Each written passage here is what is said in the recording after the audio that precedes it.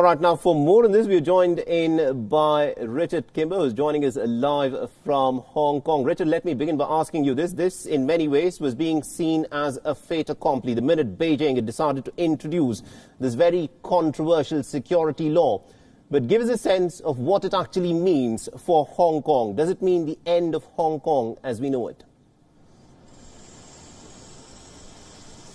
Well, certainly the government is saying absolutely not. They're saying that this law will just stabilise society here and that the idea of the two systems concept will very much remain and that Hong Kong will retain much of its autonomy that it's become used to. That's not a line that is being believed, frankly, by many of the pro-democracy activists here, and that's why there's expectations that even though the law has now formally been passed, there will still be protests tomorrow and ongoing to try and oppose the idea of this law, even though, as I say, it will already have been passed by the time the protests begin tomorrow. The specific detail that's frustrating so many people here from the pro-democracy camp is the lack of detail, because although the bill has been passed in China now, it's not until this afternoon, after of course it's been passed, that a full version of the text of the law will eventually be made public. That's due to be made public by the Chinese state media agency, the Xinhua agency. So later this afternoon, finally, everybody in Hong Kong, both the public and even many politicians and members of the judiciary, will finally be able to see the specific text, and that will help everybody here understand more clearly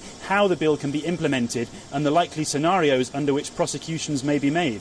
Right, and also give us some clarity in terms of the technical aspects of this present law that has now been passed by Beijing.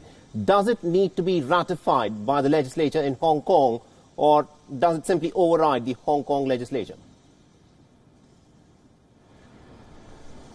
Basically, the answer is no, it doesn't. So all that will happen later this afternoon is the law will be handed to Hong Kong and it will then be signed into the Hong Kong common law by the Chief Executive, Carrie Lam. There's a process called gazetting, whereby the law is actually literally written into the Hong Kong Gazette law, a manual as such. And that, at that point, then it will finally become proper Hong Kong law. And because of that simple process, the Chief Executive here, given the chance to talk about it this morning at her press briefing, actually refused to comment, despite being asked multiple times by many journalists what her thoughts on this passing in Beijing are. She just refused to comment outright and said only after it has actually been fully implemented into Hong Kong law will she be in a position to talk about it. So the expectation is that will happen later today, such that tomorrow, the National Day, as you've mentioned earlier, the law will come into effect. That, of course, is a public holiday here, and that's a day that has long been used by pro-democracy groups to try and campaign for more democracy, more autonomy in Hong Kong, dating all the way back to the handover.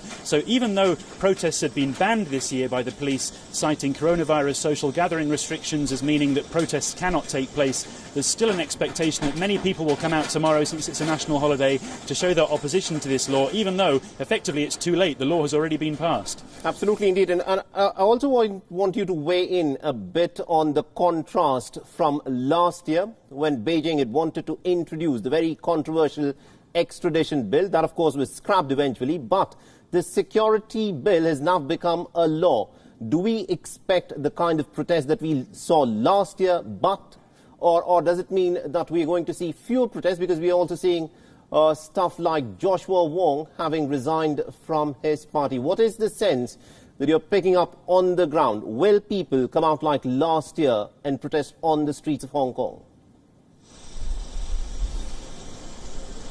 Well, if you look at many of the pro-democracy groups, they're certainly still calling for people to come out, encouraging people to come out. On Sunday here, there were smaller protests encouraging people to still gather on July the 1st. Everybody really treats July the 1st as a very important pro-democracy rally event, irrespective of what might be happening in politics. It's a tradition almost to come out and voice ideas about having more autonomy in Hong Kong. So it's a very important day.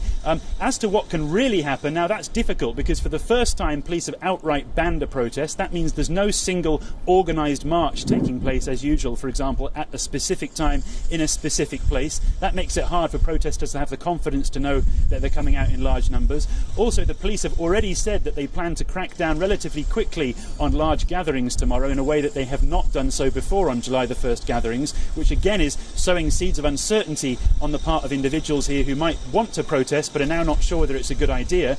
And because the new law will have effectively kicked in by tomorrow tomorrow morning, there's also concerns about the possibility of people being arrested under this law because they're coming out to protest, whereas previously this would not have been a concern. So it's difficult to imagine that we'll see scenes like we saw last year, because so many people here are now genuinely concerned about the effects of what might happen if they do come out and protest. But there's so much frustration, I certainly expect that at least tomorrow we'll still see large groups of people. But whether it will escalate in the way that it did last year, where you had protesters breaking into Hong Kong government headquarters and vandalising the debating chamber, that seems fairly unlikely, because the police presence already has been said to be much higher tomorrow than it certainly was at the beginning of the protest events last year. All right, we'll have to leave it there. Thank you very much indeed, Richard Kimber, for joining us from Hong Kong and getting us all those insights in terms of what is happening there. Tomorrow, of course, remains a very, very crucial day, where the controversial bill has now been turned into a law, and the ramifications of this will, of course, have a far-reaching impact for Hong Kong.